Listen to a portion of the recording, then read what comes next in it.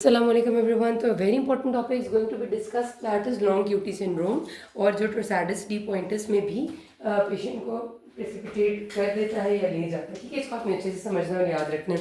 So starting करते हैं कि लॉन्ग क्यूटी सिंड्रोम क्या होता है. जैसे नाम बता रहे हैं इसका, ये हमारी ईसीजी है जो मैंने बनाई है. ठीक है, दिस इज पी, ये आपको पता है QRS है, QRS and this is T. अब इसमें QT इंटरवल होगा क्या, वहाँ जब हमें ये पता होगा तो डेफिनेटली हम लॉन्ग QT सिंड्रोम को पढ़ सकेंगे. From start of the Q to end of the T, ये भी आपका MCQ है. What is the QT interval, लोगों को ये भी नहीं पता होता, हालांकि ये बात इतनी बेसिक है और हमने शायद MBBS से भी पहले पढ़ी होगी तो, और MBBS में रिपीट भी की होगी, लेकिन हम भूल जाते हैं कि सेगमेंट का मतलब है दो चीज़ों के दरमियान की चीज़. दिस इज अ सेगमेंट, लेकिन जो इंटरवल होता है उसमें पीक्स भी शामिल होती हैं. तो QT इंटरवल है स्टार्ट ऑफ Q से एंड ऑफ T तक इंटरवल जो होता है, जिसका मतलब है ये शो कर रहा है वेंट्रिकल की डीपोलराइजेशन जो QRS कॉम्प्लेक्स से नजर आ रही है और वेंट्रिकल की रीपोलराइजेशन जो T वेव से नजर आ रही है. ठीक है, तो ये हमारा लॉन्ग पूरा का पूरा QT इंटरवल है. इसमें दो चीज़ें आ रही है, वेंट्रिकुलर डीपोलराइजेशन एंड रीपोलराइजेशन. अगर ये QT इंटरवल प्रोलॉन्ग हो जाए, यानी जो इसकी नॉर्मल ड्यूरेशन है वो 450 मिली सेकेंड्स है मेल्स में एंड 430 मिली सेकेंड्स है फीमेल में. ये भी आपका MCQ है, आपने याद रखनी है. Normal duration of QT interval, अगर ये इस नॉर्मल ड्यूरेशन से लंबा हो जाए QT इंटरवल जिसको आप कहते हैं, तो उसका मतलब है कि आप लॉन्ग QT सिंड्रोम की तरफ चला गया है पेशेंट. इन दोनों से लंबा हो जाए तो ये QT इंटरवल प्रोलॉन्ग हो जाएगा. उसकी वजह क्या होती है, what is the pathophysiology. Basically long QT syndrome is an inherited condition. ठीक है, ये इनहेरिटेड है और इनहेरिट होती है ये इस तरह से कि पेशेंट जेनेटिकली जो रीपोलराइजेशन ऑफ द वेंट्रिकल्स का फिनोमेना है वो पेशेंट्स में डिलेड होता है. डीपोलराइजेशन तो हो जाती है, QRS का एम्पलीट्यूड नॉर्मल होता है, लेकिन डीपोलराइजेशन के बाद जो रीपोलराइजेशन होनी होती है which is done by potassium efflux. ये हमने पढ़ा है ना कि डीपोलराइजेशन होती है सोडियम इनफ्लक्स से और रीपोलराइजेशन होती है पोटेशियम इफ्लक्स से. तो ये जो पोटेशियम इफ्लक्स है ये खराब होता है, रीपोलराइजेशन देर से होती है तो QT इंटरवल प्रोलॉन्ग हो जाता है. तो जो आपका अगला MCQ है वो ये होता है कि what is the pathophysiological change that occurs in long QT syndrome. तो वो होता है there is an inherited defect in delayed rectified potassium channels.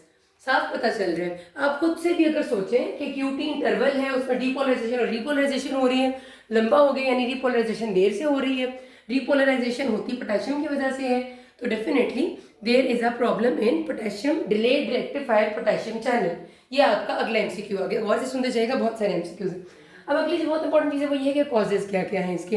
In causes में से हर एक कॉज का रट्टा लगाना है आपने, क्योंकि ये कॉज अलग अलग आपसे MCQ में बेतहाशा दफ़ा पूछे गए हैं और इनको याद करने में कॉन्सेप्ट भी समझना अच्छी बात है, लेकिन डेफिनेटली ज़रूरी तो नहीं ना हर चीज़ आप इस तरह याद रखें. कुछ चीज़ों को आपको रटना ज़रूरी होता है.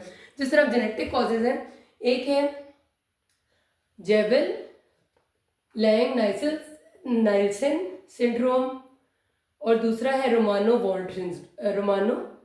Ward syndrome. ये दो सिंड्रोम है, Jervell Lange Nielsen syndrome and Romano Ward syndrome. ये दो सिंड्रोम्स हैं जिनके बड़े अजीब से नाम है, लेकिन MCQ में आते तो हमें इनका रट्टा लगाना पड़ता है कि जेनेटिक कॉजेज हैं. जेरवेल लैंग नाइल्सन सिंड्रोम में लॉन्ग QT के साथ डेफनेस होती है. ये आपको बताएंगे कि एक बंदा आया था जिसको पैल्पिटेशंस होती नहीं देखा गया, तो उसका QT interval was 550 millisecond और साथ उसको डेफनेस भी थी और ये उसको कोई बचपन से डिफेक्ट था, तो उसको क्या था, तो जेवेल लैंग नाइल्सन सिंड्रोम उसकी कॉज होगी. ठीक है, और रोमानो वॉर्ड जो है वो लॉन्ग QT है लेकिन डेफनेस नहीं है.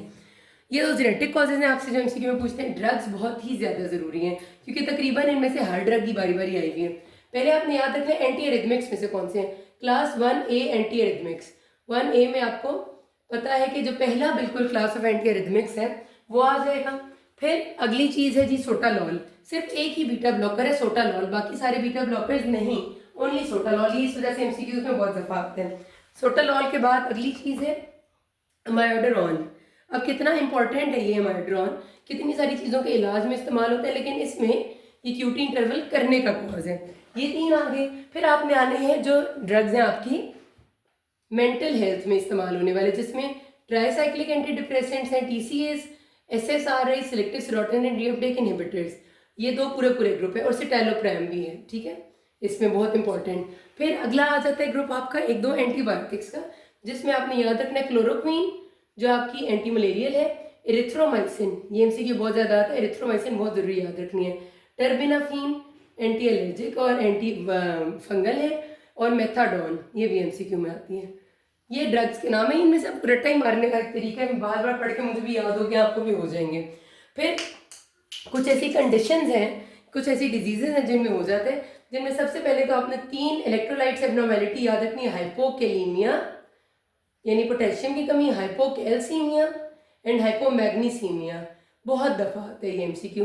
पोटेशियम, कैल्शियम और मैग्नीशियम की कमी, हाइपर कोई भी नहीं है, सारे हाइपो हैं, इनमें हो जाता है लॉन्ग क्यूटी। फिर एक्यूट एमआई यानी मायोकार्डियल इन्फार्क्शन या मायोकार्डाइटिस, इनमें हो जाता है, और सब एरेक्नोइड हेमरेज। तो आसान सी बात है कि कुछ हाइपो की चीज़ें 2 दिल की हैं, 1 दिमाग की है। ये कॉजेज तकरीबन हर एक कॉज एक एमसीक्यू में पूछा गया उन्होंने, पक्का रट्टा लगाना, हर एक ड्रग हर एक कॉज, ठीक है। ईसीजी मैंने आपको बता दिया, कुछ और नहीं होगा सिवाय इसके कि क्यूटी इंटरवल 450 मिलीसेकंड से ज़्यादा होगा मेल में, 430 से ज़्यादा होगा फीमेल में, बाकी सारी ईसीजी नॉर्मल होगी। कि लॉन्ग क्यूटी की भी ना 3 टाइप्स हैं, लॉन्ग क्यूटी 1, क्यूटी 2 और क्यूटी 3, डिपेंड करता है कि किस तरह का डिफेक्ट है पोटेशियम चैनल में, और फिर रिजल्टेंटली उसके फीचर्स किस टाइम पे नज़र आते हैं। क्यूटी 1 में वो कहते हैं कि फीचर्स नज़र आते हैं जब आप एक्सर्शन करते हैं, जैसे स्विमिंग। क्यूटी 2 में आपके फीचर्स एक्सरसाइज पे नज़र आते हैं ज़्यादातर, और जो क्यूटी 3 है वो इतना सवेयर होता है कि रेस्ट में, सोते हुए, नाइट पे भी अचानक से पेशेंट पेल्पिटेशन और सडन डेथ के साथ प्रेजेंट कर सकता है। ये लॉन्ग क्यूटी सिंड्रोम इस वजह से बहुत ज़्यादा ड्रॉनी चीज़ नज़र आती है, क्योंकि जब लॉन्ग क्यूटी है ना, देर से रिपोलराइजेशन हो रही है, तो इसका मतलब है कि रिफ्रैक्टरी पीरियड वेंट्रिकल्स का बहुत लंबा जा रहा है, और ये लंबा जाने से ये चीज़ एकदम वेंट्रिकुलर टेकीकार्डिया में कन्वर्ट हो सकती है, फिर वीफिब में कन्वर्ट हो सकती है। वीफिब कैन फौरन से गो टू कार्डिक अरेस्ट, इस वजह से इसको बहुत ड्रॉना समझा जाता है। और long QT can also convert, V tach आएगा और वी टैग से सीधा का सीधा टॉर्सैडिस डी पॉइंटिस चला जाएगा, यानी ट्विस्टिंग ऑफ द पॉइंट्स। और ये जितनी भी मैंने चीज़ें नाम ली हैं, वीफिब है, वी टैग है या टॉर्सैडिस है, ये सारी बिल्कुल लाइफ थ्रेटनिंग चीज़ें होती हैं। इस वजह से लॉन्ग क्यूटी को ट्रीट करना बहुत ज़्यादा ज़रूरी है। तो ट्रीटमेंट है क्या, डायग्नोसिस ना इसका, कभी कभार सडन अचानक से आपकी एक नॉर्मल ईसीजी आपने की थी और उस पर भी डायग्नोज हो जाते, पेशेंट को कोई सिम्टम नहीं होते, या फिर पेशेंट एक्सर्शनल डिस्निया के साथ प्रेजेंट करता है कि एक्सर्शन पे मुझे अचानक से चक्कर आ गया और मैं बेहोश हो गया, इस तरह से प्रेजेंट करता है। ये इसके प्रेजेंटिंग सिम्टम्स होते हैं जो आपको एमसीक्यूज में पूछेंगे। मैनेजमेंट में इसकी सबसे पहले तो ये जितनी भी प्रेसिपिटेटिंग कॉजेज हैं, जिनमें से ये तो चलो आप कह सकते हैं कि जेनेटिक है, लेकिन जितनी भी प्रेसिपिटेटिंग ड्रग्स हैं और जितनी भी प्रेसिपिटेटिंग कंडीशन है, इनको अवॉइड करना है तो ये ज़्यादा से ज़्यादा नहीं होगा। अगर हाइपोकैल्सीमिया या हाइपोकैलीमिया हाइपोमैग्नीसीमिया कॉज है तो आप कॉज को ट्रीट करेंगे तो लॉन्ग क्यूटी ठीक हो जाएगा। अगर एरिथ्रोमाइसिन आपकी कॉज है तो आप एरिथ्रोमाइसिन छोड़ेंगे, लॉन्ग क्यूटी ठीक हो जाएगा। तो सबसे पहले कॉज देखनी है कि क्या है लॉन्ग क्यूटी की।